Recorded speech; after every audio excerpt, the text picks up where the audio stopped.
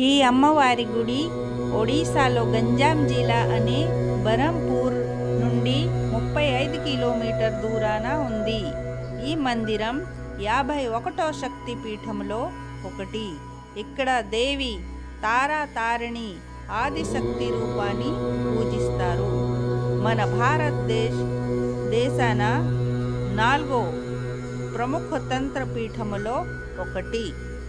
గుడికి వచ్చి దేవిని దర్శిస్తే భక్తుల కోరికలు తీరుతాయని ఇక్కడ నమ్మకం. భక్తులు ఎంతో దూరం నుంచి ఈ దేవి దర్శనానికి వస్తూ ఉంటారు.